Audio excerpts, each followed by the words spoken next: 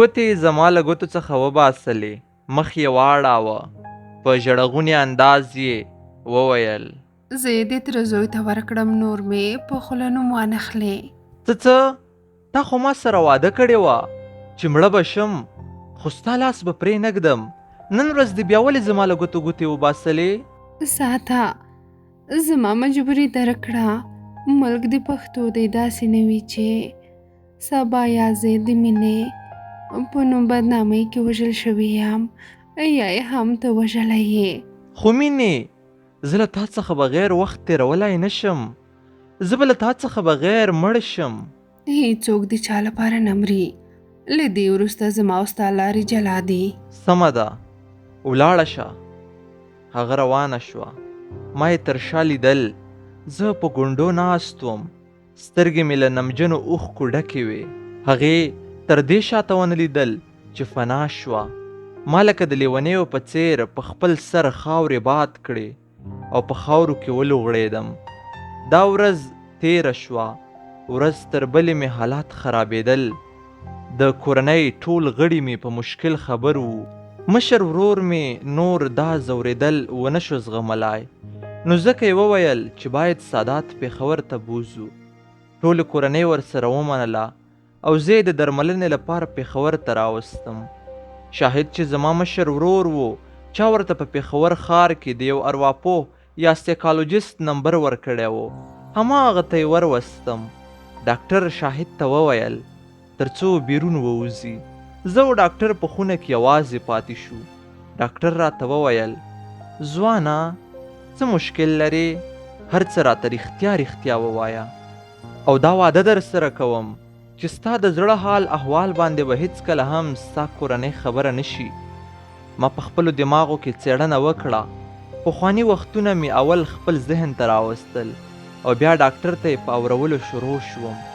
ډاکټر راته ښه په ځیر غوږ ونیوه او د کیسې په منځ کې به یوه نیمه پوښتنه هم کوله چې دا څنګه شو او هغه څنګه شو. ما کیسه ورته داسې پیل کړه چې موږ په خپل کلي کې خواږه مینان وو.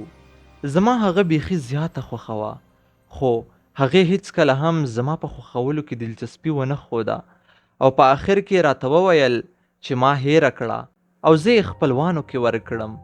زما د وچېدو او مرض یوازینی لامل هغه وه. هغې بې وفا خو د تګ پر وخت یو ځل شاته هم ونه لیدل. ډاکټر سر وښوراوه، داسې معلومېده لکه زما په کیسه کې چې سوچ وهي. بیا یې وویل: ګرانه، ته د مینې وږی وې. آیا هغې تا ته مینه درکړه چې ته ورپسې داسې اوس خفه یې؟ نه ډاکټر صاحب، زه 100% باوري یم چې د هغې زه خوښ نه وم، ځکه یې بل هلک انتخاب کړ.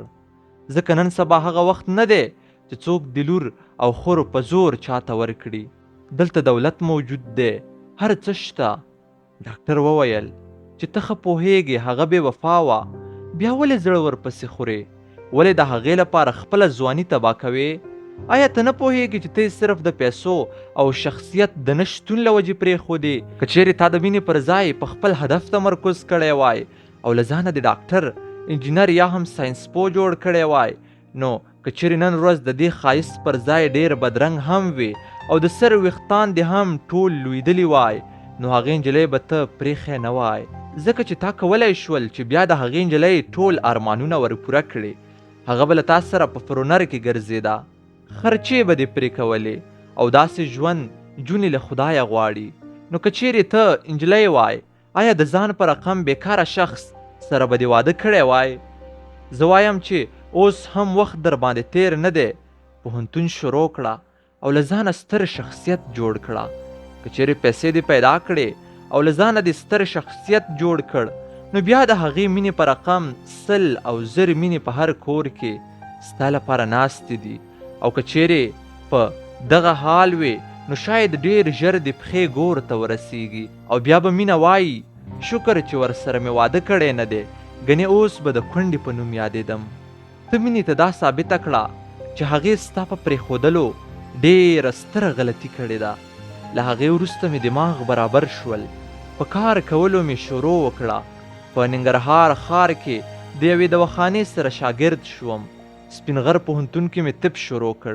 د پوهنتون په خرچې کې به راسره ورونو مرسته کوله او داسې ورځ هم راغله چې زه د پوهنتون څخه په 2 نمره لوړه درجه کې فارغ شوم. یو وخت په ننګرهار سیتامه کې د عملیاتو لپاره ځانګړی ډاکټر مقرر شوی وم. بیا کابل ته ولېږدول شوم. ما په کابل سیتامه کې د لومړي ځل لپاره د پرې شوي لاس پیوند وتاړه چې دا چاره بیا ډیره مشهوره شوه او د ټول افغانستان میډیاو پرې خبرې وکړې. کورنۍ مې مجبور کړم او د ډاکټرانو له کورنۍ یې راته یوه ښایسته نجلۍ وکړه. واده مو هم وکړ. د وخت په تېرېدو سره یو سهار له کوره وتم چې کور ته مې مینه راننوته. زما مېرمن یې ښه مېلمستیا وکړه. زه هم ناست وم. مینې راته وویل ساته زه اوس د بچیو مور یم. خبرې په کلاره کوه، هسې نه چې زما زوی راویښ شي. مینې په حیران انداز ما ته ولیدل. بیا یې زما مېرمنې ته ولیدل. په خونه کې یې لګېدلي زما انځور باندې سترګې ولګېدې چې د ډاکټرۍ سپینه چپن مې اچولې وه. ما مې مېرمنې ته وویل زه کار ته ځم، ته پوه شه او مېلمانه دی. زه ترې راووتم. مینې لا هم هماغسې حیران حیران راته لیدل تر دې پورې چې ما خپل فورنر چالان کړ او غر شو چې له کوڅې څخه پناه شوم. پای.